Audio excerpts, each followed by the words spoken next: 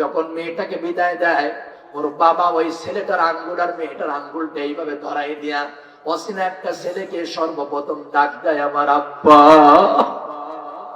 তুমি আমার মাকে দেখে রেখো, আমার মাটারে কোনোদিন মাইরো না, অনেক কষ্টের অনেক আদরের একটা মেয়ে। মুসলমান বন্ধুরি আমার, কিন্তু অনেক স্বামী এমন আছে বিয়ের কিছুদিন যেতে না যেতে পরকীয়ায় লিপ্ত হয়ে যায়, কিছুদিন যেতে না যেতে মদ গাঁজাখোর নেশাখোর হয়ে যায়, আর স্ত্রীর পরে এমন অত্যাচার করে, জুলুম করে, সকালে ধরে পিটায়, বিকালে ধরে পিটায়, ঝাঁটা দিয়া মারে, জুতা দিয়া মারে। আবার এমন কুলাঙ্গার স্বামী আছে, মারতে মারতে যখন মরে যায় গালের ভিতরে গেন্ডি ঢিলে দিয়া ফ্যানের সাথে গলায় দড়ি দিয়ে টাঙায় দেয়। আমার বাংলাদেশে এই প্রমাণ আছে না? না ধলিগাতি সুন্দরপুর মাদ্রাসা হেফজখানার উদ্যোগে 21তম বার্ষিক তাফসীরুল কোরআন মাহফিল 2024। আজকের এই তাফসীরুল কোরআন মাহফিলের মধ্যমণি সভাপতি জনাব SMA ওয়াদুদ, সভাপতি ধলিগাতি সুন্দরপুর মাদ্রাসা হেফজখানা। এই চেয়ার আছে না? এই চেয়ারে বসা ছিলেন না? মাশাআল্লাহ, আলহামদুলিল্লাহ, যে আমরা 5ই আগস্টের পরের মাহফিলে যে সভাপতি গুলা পাচ্ছি, আলহামদুলিল্লাহ, হয় মসজিদের ইমাম, না হয় একজন বহুত বড় আলেম। কিন্তু 16 বছর পর্যন্ত মাহফিলে যেসব সভাপতি গুলো আমরা পাইতাম, হয় ভুড়ি বড় নাই মোজ বড়, ঠিক কিনা? এখন আর সেই সমস্ত মালের আর কোনো চান্স আছে নাই। এজন্য দোয়া করি আল্লাহ তাআলা হুজুরের হায়াতে তৈয়বা সিয়াতে কুল্লিয়া দান করেন, সকলে বলুন আমিন। বিভিন্ন অতিথিবৃন্দ, তাদের ভিতর থেকে অন্যতম আলহাজ ডক্টর আবুল কালাম আজাদ সাহেব, লন্ডন প্রবাসী, অত্যন্ত গুরুত্বপূর্ণ আলোচনা রেখেছেন। এরপরে আলোচনা রেখেছেন অ্যাডভোকেট গাজী ইনামুল হক সাহেব, সুপ্রিম কোর্ট, ঢাকা। উপস্থিত আলহাজ জনাব মোহাম্মদ আলী হোসেন সাহেব। আলোচনা রেখেছেন জনাব হযরতুল্লাহ মাওলানা বাকি বিল্লাহ বিলালী সাহেব সহ আল্লাহর আকাশের নিচে জমিনের পরে সর্বশ্রেষ্ঠ মেহমান হযরত উলামায়ে কিরাম, দূরদরাজ থেকে আসা, ধুলার আসনে বসা দিনদার, ফরেজগার, ইমানদার, মোমেন, মুত্তাকি ভাইরা, পিতৃ সমতুল্য মুরব্বী বাবারা, স্নেহের কচি কাঁচা মাসুম বাচ্চারা, পর্দার অন্তরালের অবস্থানরতা, আজকে মাহফিলের অন্যতম মহিলা শ্রোতা, অনন্য গুণে গুণান্বিতা, সম্মানিতা, স্নেহময়ী, মমতাময়ী মা ও বোনেরা, আসুন আলোচনার শুরুতেই বিনীত মস্তকে সেজদাবনত চিত্রে আল্লাহ পাকের বারেগায়ে রহমতে আলিশান দরবারে কালিমাতুশ শুকর আদায় করছি। নিঃসন্দেহে আপনাদের ধৈর্য অনেক বেশি, তা না হলে এরা 11টা পার হয়ে গেছে। মৌসুমের এই হাড় কাঁপানো ঠান্ডার মধ্যে আপনারা এখনো পর্যন্ত বসে আছেন। আমার আত্মবিশ্বাস, বক্তা চেহারা দেখার জন্য আপনারা এখানে বসেন নাই, খিচুড়ির প্যাকেট, বিরিয়ানির প্যাকেটের লোভে বসেন নাই। নিঃসন্দেহে আপনারা কোরআনের মাহফিলে কোরআন শোনার জন্য এসেছেন। ঠিক বললাম না? বলবেন না? আমার ভাইরা, সবচেয়ে বেশি শুকরিয়া আদায় করা দরকার। এজন্য এই মাহফিলটা যদি 5ই আগস্টের আগের কোনো মাহফিল হতো, সুন্দরপুরে এই মাদ্রাসার মাহফিলের অনুমতি নিতে গিয়া মুসলিম নামদারি কিছু মুনাফিকদের কাছে বারবার করে যাওয়া লাগতো। তারপরে অনুমতি হতো কিনা আল্লাহ পাক ভালো জানে। বক্তার আইডি কার্ড জমা দিতে হবে, বক্তা কোন দলের সেটাও বুঝতে হবে। ওয়াল্লাহি, আল্লাহর কসম, স্বাধীন এই বাংলাদেশে এমনও প্রমাণ আছে, একটা কোরআনের মাহফিলের অনুমতি নিতে গিয়া 5,000, 10,000, 20,000 টাকা অনেক আল্লাহর বান্দার পকেটে গুজিও দেওয়া লেগেছে। তারপরেও বক্তারা নিরাপদ ছিল না। স্টেজে এসে একেবারে কিরামান কাতিবিনের মতো বসে থাকতো। দলের বিরুদ্ধে, নেতা নেত্রীর বিরুদ্ধে, তাদের চরিত্রের বিরুদ্ধে যেই কোনো কথা হতো, ঠাস করে কাউন্টার দিয়ে মাইকটা কেড়ে নিয়ে কুত্তা বিড়ালের মতো বক্তাকে অপমান করা হতো, কত বলুন ঠিক কিনা? আজকে সেই আল্লাহর বান্দাগুলা কোথায়? আমরা সেই আল্লাহর বান্দাগুলাকে খুঁজতেছি। যদি সাহস থাকে আজকে আসেন ধুলিগাতি সুন্দরপুর মাদ্রাসার মাহফিলে, বক্তাকে কাউন্টার দিয়ে মাইকটা কেড়ে নেন, কোরআনের মাহফিল বন্ধ করার দুঃসাহস দেখান, এ বাংলার তৌহিদি জনতা সাইজ করে তোমাদের জবাব দিয়ে দেবে। জোরে বলেন কথা ঠিক কিনা? এই জন্য আমাদের শুকরিয়া আদায় করতে হবে কার? কোন মদখোর, গাঁজাখোর, নেশাখোর, জুয়াখোর, নামাজ নাই, কালাম নাই, পরকালের চিন্তা নাই, কোরআন বিরোধী, ইসলাম বিরোধী, আলেম ওলামা বিরোধী এমন কোন নাফরমানের প্রশংসা আর জমিনে হবে না। প্রশংসা যদি করতে হয় আরো একবার বলেন কার? আর জোরে বলেন কার? সকলে বলুন আলহামদুলিল্লাহ। রব্বানা লাকাল হামদ। আসতে হলো কেন? রব্বানা লাকাল হামদ হামদান কাসীরান তাইয়িবান মুবারাকান ফীহি। আল্লাহর প্রশংসার পরে দুরূদ ও সালাম পেশ করছি সেই নবী পাকের জন্য যার নামের পরে একবার দুরূদ পড়লে 10টা সগীরা গুনাহ মাফ হয়, 10টা রহমতের দরজা খুলে যায়। তিনি আর কেহ না, আপনার আমার নবী, বিশ্ব নবী জনাবে মুহাম্মদ রাসূলুল্লাহ সাল্লাল্লাহু আলাইহি ওয়াসাল্লাম। এমন একজন পাওয়ারফুল নবীর উম্মত হতে পেরে আপনারা বলুন আমরা কি গর্বিত না লজ্জিত? নিঃসন্দেহে সবাই গর্বিত। এ কারণেই আমরা গর্ব করি। 1000 বছর আগে আল্লাহর নবী একটি সুন্দর মেসেজ আমাদের দিয়েছেন যে আমার সাহাবায়ে কিরাম শোনো, আমি জান্নাতে না যাওয়া পর্যন্ত অন্য কোন নবীরা জান্নাতের গেটটা খুলতে পারবে না, আর আমার এই উম্মত জান্নাতে না যাওয়া পর্যন্ত অন্য কোন নবীর উম্মত দিয়ে জান্নাতের উদ্বোধন হবে না। জোরে বলেন সুবহানাল্লাহ।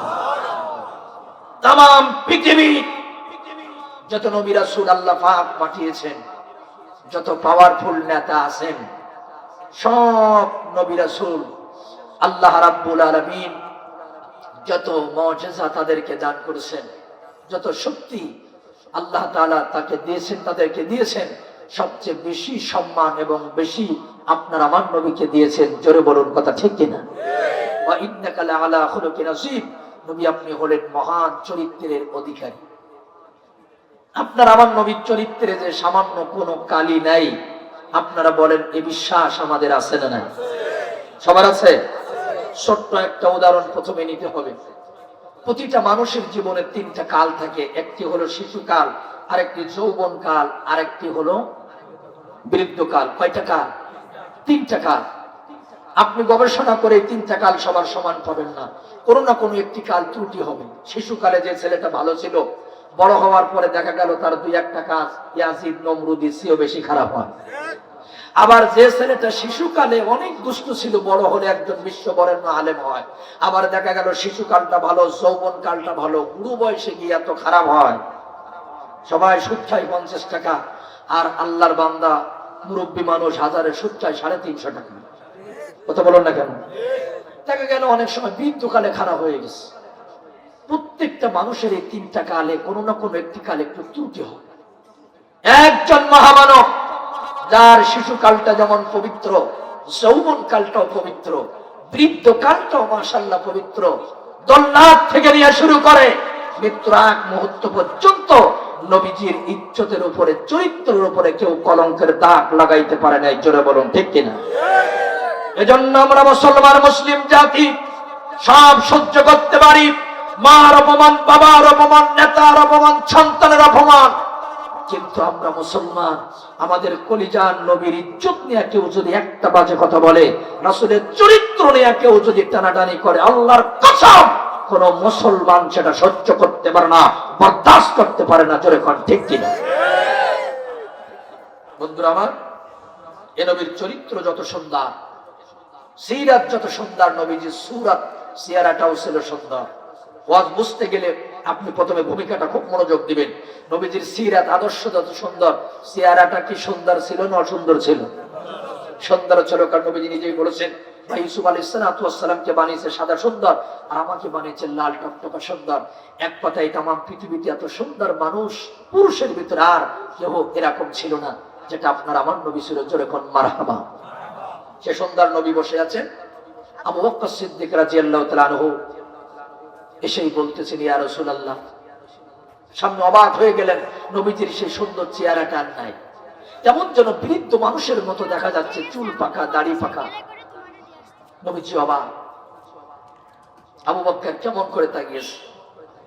হযরতে আবু বকর ডেকে বলে, ইয়া রাসূলুল্লাহ, ইয়া হাবিবাল্লাহ, এত সুন্দর চেহারা আল্লাহ রাব্বুল আলামিন আপনাকে দান করেছেন, কিন্তু কেমন যেন বৃদ্ধ মানুষের মতো আজকে দেখা যায়, চুল পাকা, দাড়ি পাকা, যেমন বয়স্ক মানুষের মতো লাগে। আমি ব্যাপারটা তো বুঝলাম না।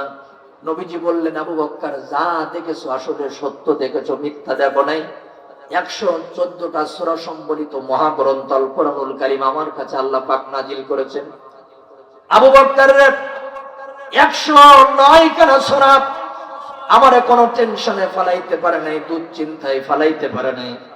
কিন্তু এই কোরআনের এমনও 5টা সূরা আছে যে 5টা সূরা আমি নবীজি অল্প বয়সে টেনশনে ফেলাইয়া আমার চুল দাড়ি পাকাইয়া বৃদ্ধ বানায় ফেলেছে। একবার জোরে বলা যাবে কি আল্লাহু আকবার? নবীজি কয়টা সূরার কথা বললেন? 5টা। হযরত আবু বকর বলে, ইয়া রাসূলুল্লাহ, ইয়া হাবিবাল্লাহ, কোন সেই 5খানা সূরা? নবীজি বললেন, 1 নম্বর হলো সূরাতুল হুদ, 2 নম্বর হলো সূরাতুল ওয়াকিয়া, 3 নম্বর হলো সূরাতুল মুরসালাত, 4 নম্বর হলো সূরাতুত তাকবীর, আর 5ম নম্বর হলো সূরাতুন নাবা। নবীজি বললেন, এই 5টা সূরা আমারে টেনশনে ফেলাইয়া অল্প বয়সে আমারে কেমন বৃদ্ধ বানায় ফেলেছে। এ ধলিগাতির মুসলমান, আপনারা আজকে বলেন, রাত যেহেতু গভীর হয়ে গেছে, বেশি কষ্ট দেব না। তারপরে আমাদের আজকে এই তাফসীরুল কোরআন মাহফিল যখন নাম দিয়েছেন, আমাদের এই তাফসীর মাহফিল থেকে এতটুকু জানতে হবে, এত সূরা নবীজির টেনশনে ফেলাইতে পারে নাই, ওই 5খানা সূরা সেই সুন্দর চেহারা নষ্ট করে বৃদ্ধ বানায় ফেলে দিল। আপনারা বলেন তো, আমাদের জানার দরকার আছে না? না, আর জোরে বলেন, এই 5টা সূরায় কি আছে জানার দরকার আছে না? না। তবে বিশ্বাস করেন, যখন মাহফিলের হ্যান্ডবিল পোস্টার হাতে নিয়ে তাফসীরুল কোরআন মাহফিল লেখা দেখি, আমি আসাদুজ্জান আমার বুকের মধ্যে দুরু দুরু করে কাঁপে। বলবেন কেন? আরে মিয়া, কি ওয়াজ করব, কি তাফসীর করব? আমি তাফসীর তো করেছে এই বাংলার জমিনের এক কিংবদন্তি আল্লামা, বিশ্ববরেণ্য কোরআনের পাখি আল্লামা সাঈদী, যার জীবনের প্রথম তাফসীর সূরাতুল ফাতিহা। একটু আগেই ডক্টর আবুল কালাম আজাদ বলতেছিলেন, সূরাতুল ফাতিহা আমাদের এমন চাবি, যার মাধ্যমে ভাগ্যের সব কিছু খুলে নেওয়া যায়। আল্লামা সাঈদী যার জীবনে চট্টগ্রামে প্যারেড ময়দানে সর্বপ্রথম সেই সূরা ফাতিহার তাফসীর করেছিলেন। 5 দিন ব্যাপী তাফসীর শুনে শেষের দিন 46 জন হিন্দু আল্লামা সাঈদীর হাতে হাত রেখে ইসলাম গ্রহণ করেছেন। জোরে কোন সুবহানাল্লাহ। এদেশে এক সময় ওয়াজ মাহফিল হতো, সিরাত মাহফিল হতো, হালকা পাতলা জিকিরের মাহফিল হতো। আল্লামা সাঈদী এই বাংলার মানুষকে তাফসীর শোনার সুযোগ করে দিয়েছিল। যদি ঠিক হয় একটু জোরে আওয়াজ দেবেন। শোনেন, আসাদুজ্জামান সহ বাংলাদেশে অনেক বক্তার ওয়াজ শুনবেন, আর আল্লামা সাঈদীর ওয়াজ শুনবেন। 12 বছর আগের যে ওয়াজগুলা উনি করে গেছেন, মনে হবে যে গতকালকে একটা তাজা মেসেজ দিয়ে গেছে। আল্লামা সাঈদী বলেছিলেন, ক্ষমতার চাকা এটা ঘুরতে থাকে, স্থায়ী থাকে না। অত্যাচার, জুলুম, নির্যাতন বন্ধ করো, তা না হলে এমন একটা সময় আসতে পারে পালানোর জন্য ইঁদুরের গর্ত খুঁজে পাবা না। আজকে আল্লামা সাঈদীর সেই কথাটা এত সত্য হলো, বাস্তবসম্মত হলো। সারাটা জীবন যারা বরকার বিরুদ্ধে কথা বলেছে, পদ্মার বিরুদ্ধে কথা বলেছে, আজকে পালানোর জন্য বউর সেই বরকাটা তার কাজে লাগতেছে। সারাটা জীবন যারা দাড়ির বিরুদ্ধে কথা বলেছে, টুপির বিরুদ্ধে কথা বলেছে, আজকে পালানোর জন্য সেই রাসূলের সুন্নাত, টুপি আর দাড়ি তারা ব্যবহার করতেছে। সরে বলুন কথা ঠিক কিনা? আমার বন্ধুগণ, এই জন্য আল্লামা সাঈদীর সেই কথাটা আমার মনে পড়ে গেছে। আমরা দোয়া করি আল্লামা সাঈদী সহ বৈষম্য বিরোধী ছাত্র আন্দোলনে যে সন্তানগুলো মাকে সন্তান হারা করেছেন, বাবা হারা করেছেন, বাবা মানে সন্তান হারা হয়েছে বাবা, এ বাপ মাকে আল্লাহ তাআলা তাদের কলিজায় যেন কলিজায় যেন ধৈর্যের শক্তি দিয়া দেন, সান্ত্বনা দেন, সাথে সাথে তাদেরকে শহীদ মীর মুগ্ধ আবু সাইদ আল্লামা সাইদিদেরকে আল্লাহ পাক যেন জান্নাতের ফিরদাউসের সাথে তাদের কবরটাকে সরাসরি যোগাযোগ করে দেন। সকলে বলুন আমিন, আর জোরে বলুন আমিন। আমার বন্ধুরা, তাহলে আপনারা বলেন, আমরা আজকে যে বিষয়ের পরে আলোচনা করতে যাচ্ছি, কোরআনুল কারীমের 5টি সূরা আল্লাহর নবীজির অল্প বয়সে চুলদারি পাকায় ফেলেছেন টেনশনে। কয়টা সূরা কথা বলুন? 5খানা। এক এক করে আসুন, আমরা সেই সূরাগুলো জানি। আপনাদের কষ্ট হবে?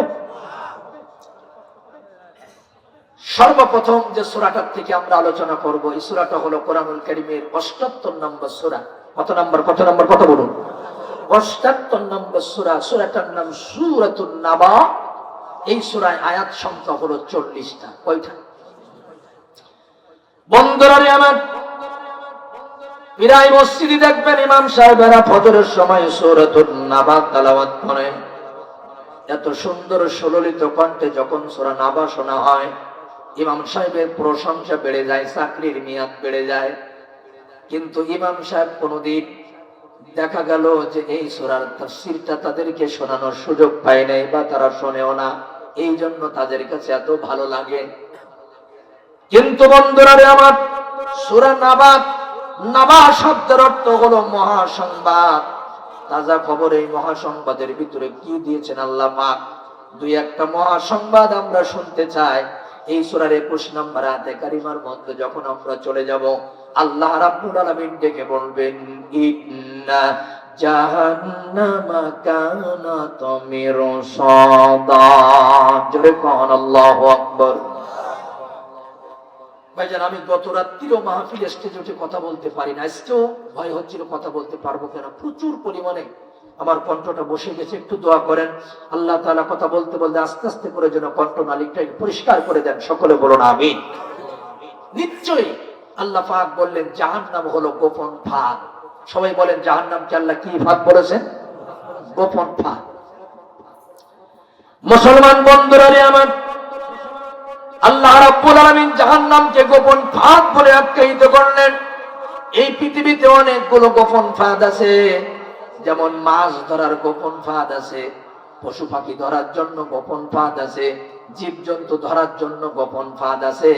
আবার মানুষ ধরে রাখার জন্য একটি গোপন ফাঁদ ছিল, আয়না ঘর। জোরে বলুন, যে ঘর? আয়না ঘর। তো দেখা গেল 12 বছর পর সেখান থেকে মানুষ বের হয়ে গেছে। মানুষ ধরার গোপন ফাঁদ থেকে 12 বছর পরে হয়তো মানুষ বেরিয়ে আসতে পারবে। আচ্ছা বলুন তো, আল্লাহর গোপন ফাঁদ থেকে কেউ কি বের হতে পারবে? কোন নেতা পারবে? কোন টাকাওয়ালা পারবে না। কারণ এই গোপন ফাঁদ দুনিয়ার গোপন ফাঁদের মতো গোপন ফাঁদ নয়। এই গোপন ফাঁদটাকে আগুন দিয়ে সাজানো হয়েছে। কি দিয়া? দুনিয়ার সাধারণ কোন আগুন নয়। কিতাবের মধ্যে লিখি আল্লাহ রাব্বুল আলামিন ফেরেশতাদেরকে বললেন, এই জাহান্নামের আগুনটাকে 1000 বছর জ্বালাও। 1000 বছর জ্বালানোর পরে রংটা হলো লাল। আল্লাহ পাক বলেন, আর 1000 বছর জ্বালাও। আর 1000 বছর জ্বালানোর পরে জাহান্নামের আগুনের রংটা হলো দুধের মতো সাদা। জোরে বলেন, কিসের মতো? আল্লাহ রাব্বুল আলামিন বলেন, এটা দিয়ে হবে না। আর 1000 বছর জ্বালাও। আর 1000 বছর জ্বালানো হলো। 3000 বছর জ্বালানোর পরে ওই জাহান্নামের আগুনের রংটা হলো আমাবস্যার মতো কালো। দুনিয়ার যখন বাংলা বাজারে আগুন লাগে, নিউ মার্কেটে আগুন লাগে, দেখা যায় ফায়ার সার্ভিসের আগুন নেভানোর জন্য চেষ্টা করে। আপনারা বলেন তো, এই গোপন ফাঁদ জাহান্নামের আগুন যখন কালো হয়ে জ্বলবে, ওখানে কি সেদিন কোন ফায়ার সার্ভিস পাওয়া যাবে? যাবে? বিশ্বনবী বলেছেন, দুনিয়ার যে আগুন তোমরা দেখো 70 ভাগের 1 ভাগ। জাহান্নামের আগুনের 70 ভাগের 1 ভাগ। কত ভাগের 1 ভাগ? এই দুনিয়ার আগুনটা হলো জাহান্নামের আগুনের 70 ভাগের 1 ভাগ। তাহলে এই আগুন যদি মুহূর্তের ভিতরে সব কিছুকে একবারে ভূষীভূত করে দিতে পারে, ধ্বংস করে দিতে পারে, সেই জাহান্নামের আগুনের তেজ আছে না নাই? আল্লাহ রাব্বুল আলামিন বললেন, লা ইয়াদুকুনা ফিহা বারদা ওয়ালা শারাবা। ওইখানে কোনো ঠান্ডা পানি পাওয়া যাবে না, বাতাস পাওয়া যাবে না। ইল্লা হামিমা ওয়া গাসসাকা। ওখানে ফুটান্ত গরম পানি, পুষ রক্ত পাওয়া যাবে। ওখানে ওই পুষ খাওয়ানো হবে, ফুটান্ত গরম পানি খাওয়ানো হবে। কারা খাবে? আমি আল্লাহ তোদের হালাল খেতে বলেছিলাম, দুনিয়া তার হারাম থেকে নিষেধ করেছিলাম, তার ধারে কাছে যাবি না, কিন্তু তোরা হালালটাও খাইছিস, দুই একজন হারামটা বেশি খাইছিস। এমন খাওয়া খাইছিস কোনটা হালাল আর কোনটা হারাম এটা দেখার সময় তার ছিল না, ঠিক কিনা?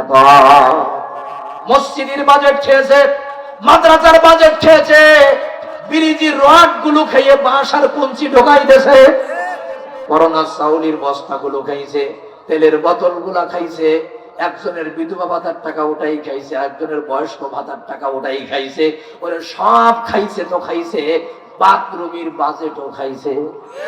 কিসের বাজেট? বাথরুমের বাজেটও দুই একটা ছাড়ে নাই।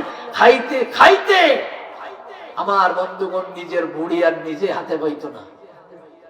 কথা বলো, এমন খাওয়া খাইছে দুই একজন, আছে না? না, তবে দুই একজনের এখন মনে পড়ে না। এখন কই হুজুর মনে পড়ে না, মানুষের এইভাবে মারে, মানুষের এইভাবে কি মানে কি টাকা পয়সা নষ্ট করে, এরকম আফসোস আছে কি না?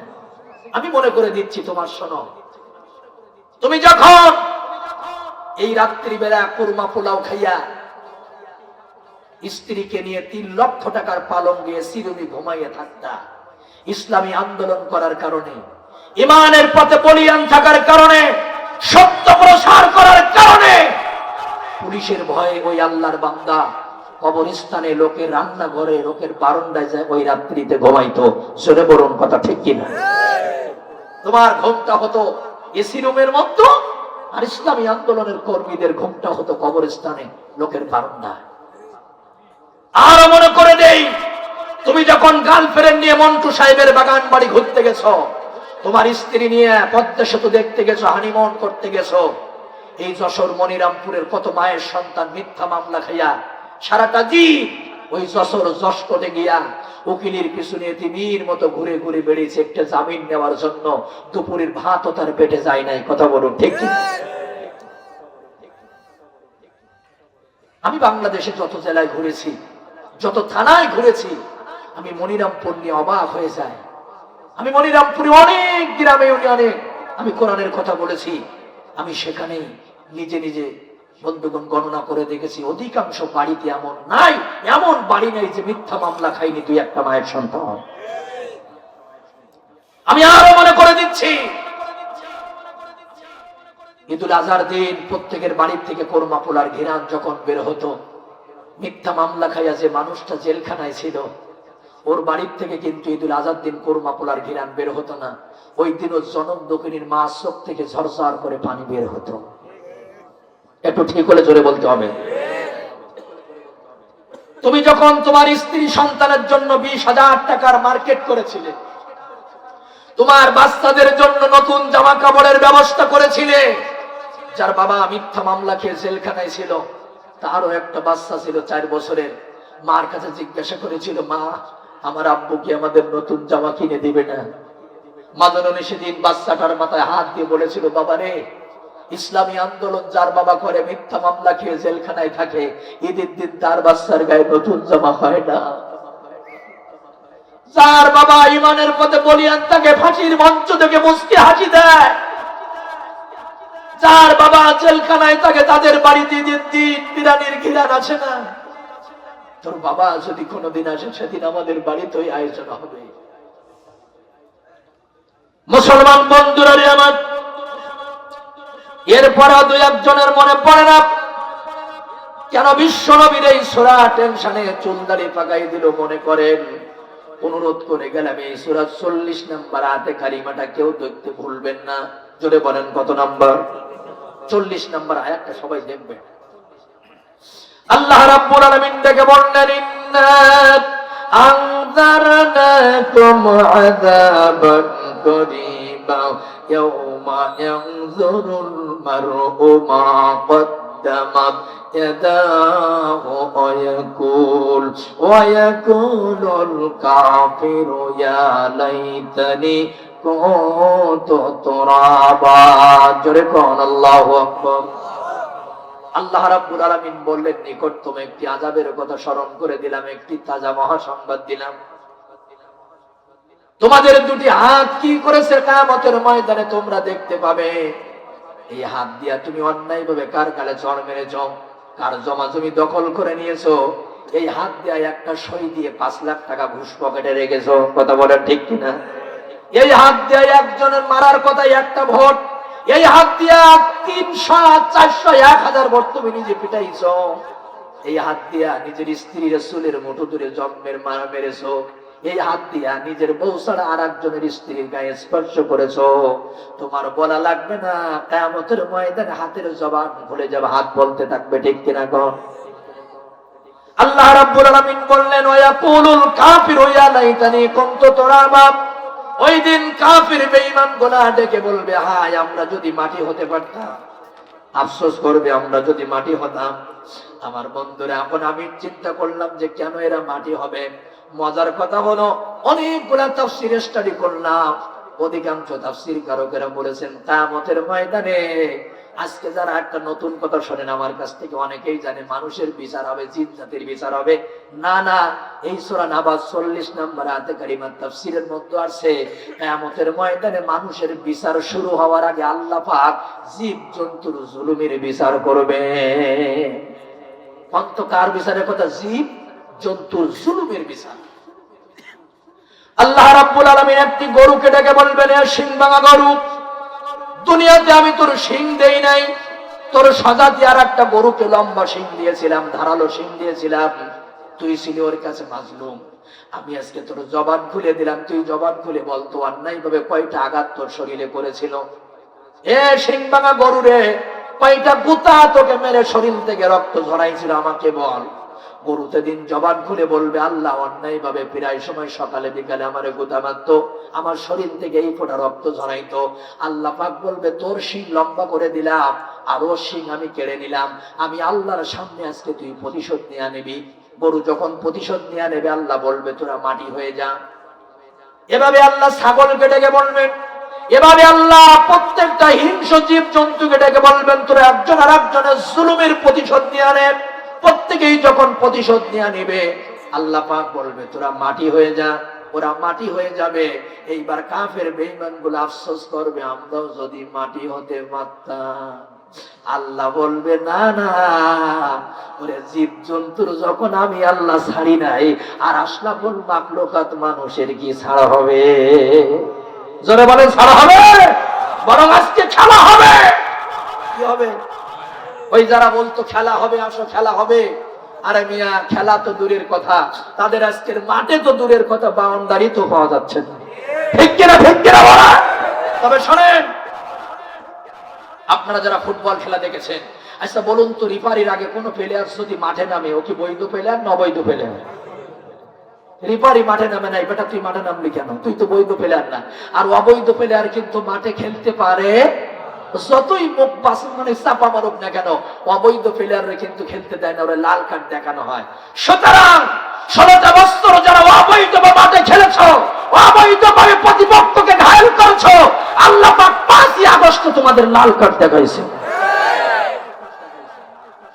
আল্লাহ তোমার দরবারেতে হাজার শুকরিয়া, আল্লাহ তোমার দরবারেতে হাজার শুকরিয়া, পালাইছে দেশটা ছাড়িয়া, মানুষের মুখের হাসি আসলো ফিরিয়া।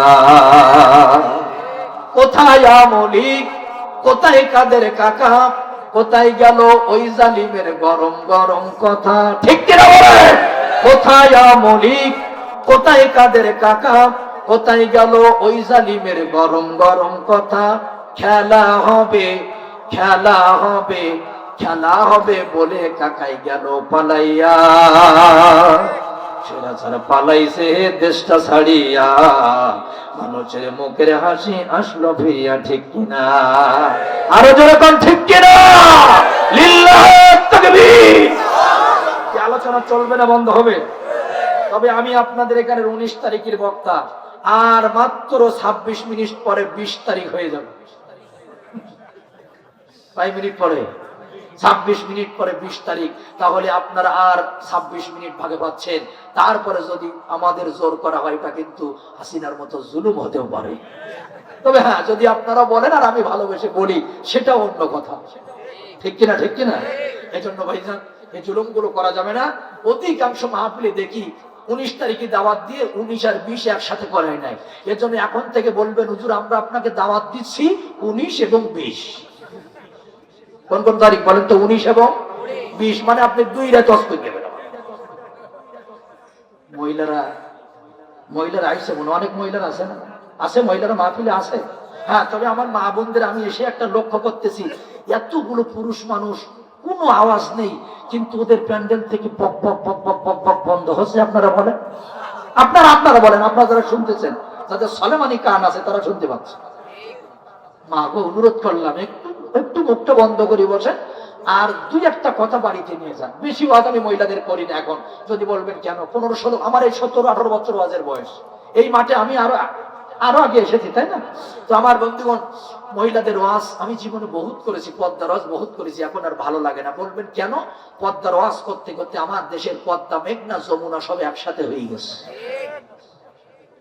মহিলারা স্কিন ডিভাইডেড করে যখন তোমার কাছে তুলে দেওয়ার ওই সময়টা এসেছিল, ওর জনম দুঃখিনী মা হাজার চেষ্টা করে কেউ ওদিন তার এক ফোঁটা ভাত পানি খাওয়াইতে পারে নাই মেয়েটার কষ্টে। ওর বড় ভাইটা ওদিন কিছু খাইতে পারে নাই। ওর যে বাবা বুকের মধ্যে তুফান হচ্ছিল, কিন্তু চোখ দিয়ে কান্না ছাড়া আর কোনো উপায় ছিল না।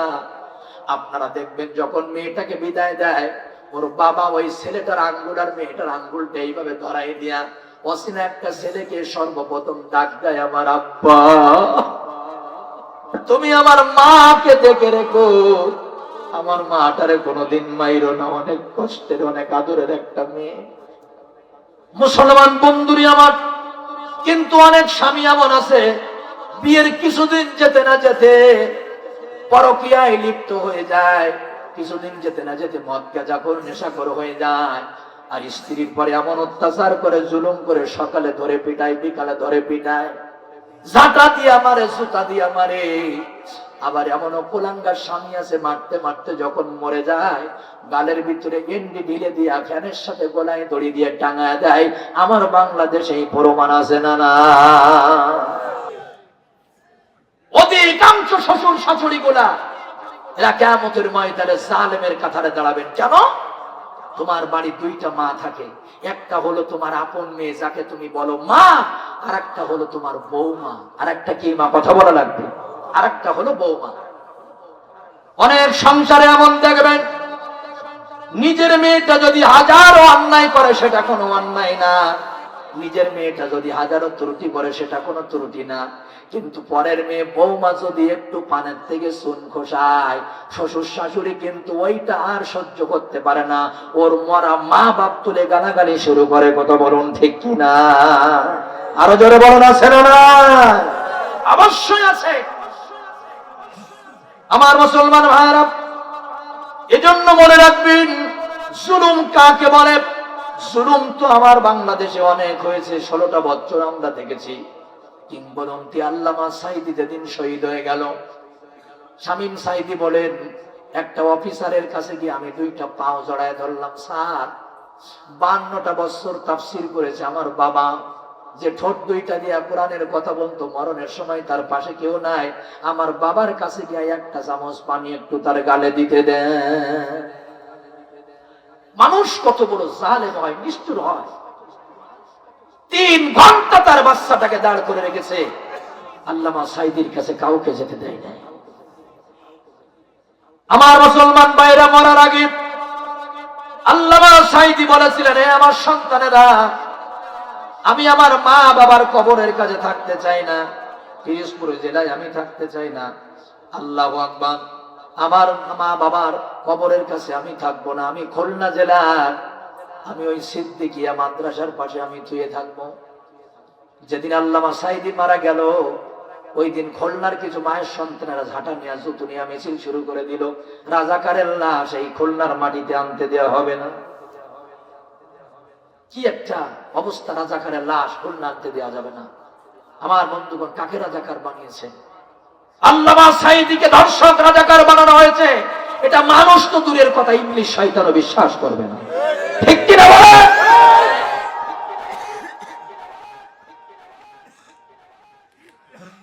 আদায় করার জন্য অনুরোধ করা হলো, তাহলে আমি কি আদায় করা শুরু করে দেব নাকি?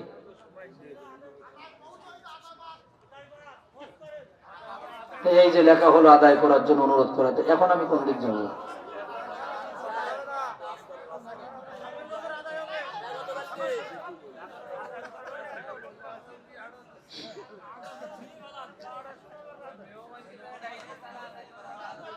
বসেন বসেন, আচ্ছা বসুন, এখানে বসুন, বসুন সবাই বসুন। আরো 10 মিনিট বাস করে আদায় যাচ্ছি।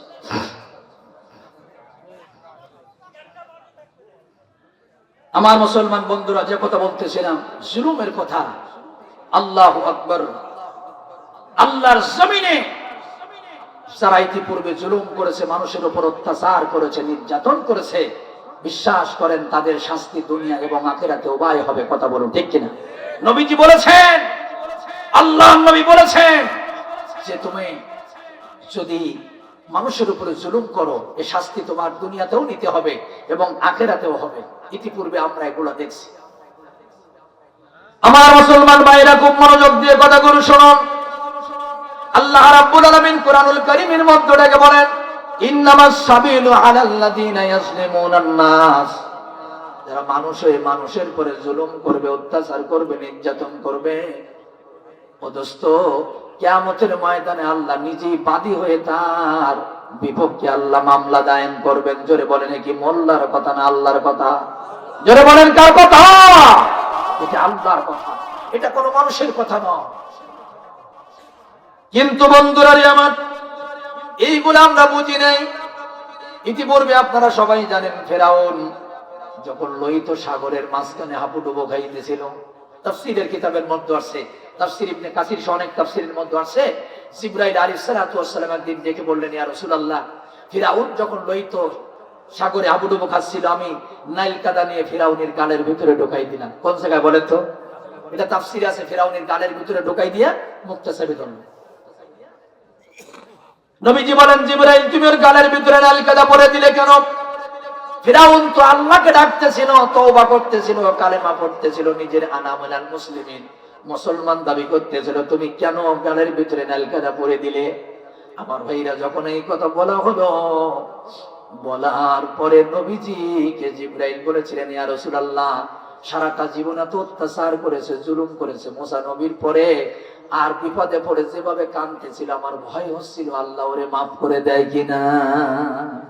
জিবরাইল বললেন, আমার ভয় হচ্ছিল যে আল্লাহ পাক ফিরাউনকে মাফ করে দেয় কিনা, ওর গালের মধ্যে নাইল কাদা দিছে।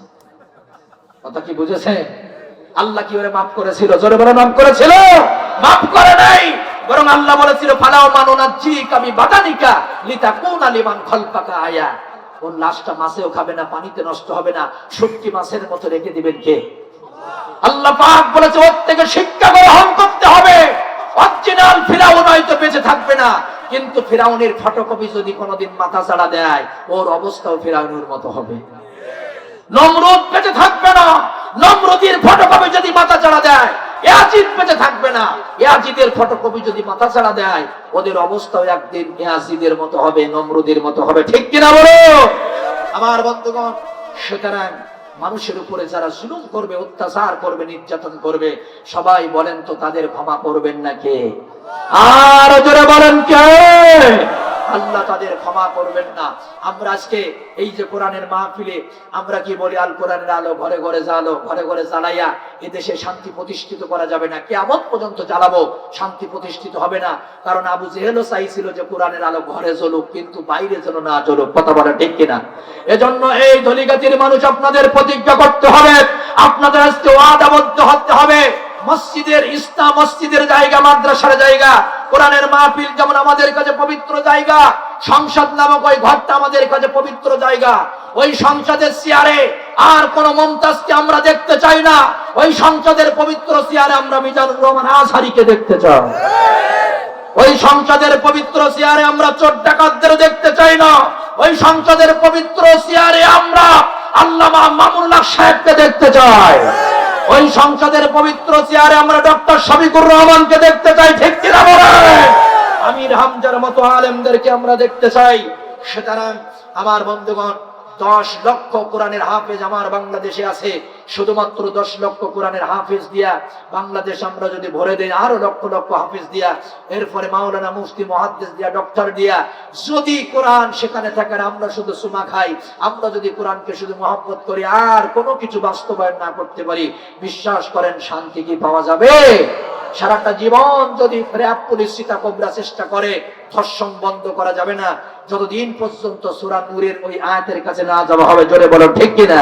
সারাটা জীবন চেষ্টা করবে, চুরি বন্ধ হবে না যতদিন পর্যন্ত সূরা মায়েদার 38 নম্বর আয়াতের কাছে না যাওয়া হবে। ডাকাত বন্ধ হবে না যতদিন পর্যন্ত সূরা মায়েদার 33 নম্বর আয়াতের কাছে না যাওয়া হবে। ঠিক কিনা বলুন? আর জোরে বলুন ঠিক কিনা? এজন্য আমার বন্ধুগণ, আজকের এই কোরআনের মাহফিল, এখানে বিশাল বড় একটা মাদ্রাসা, বিশাল বড় মাদ্রাসা, আপনারা সবাই জানেন। মাশাআল্লাহ, এখানে অনেক ছাত্ররা আছেন যারা লেখাপড়া শিখতেছেন, এখানে হেফজখানা আছেন, এখানে অনেক লক্ষ লক্ষ টাকা খরচ হয়। আজকের এই কোরআনের মাহফিল দেওয়ার জন্য খরচ হয়েছে, মা বোনরাও এসেছেন, আপনারা আছেন। আমি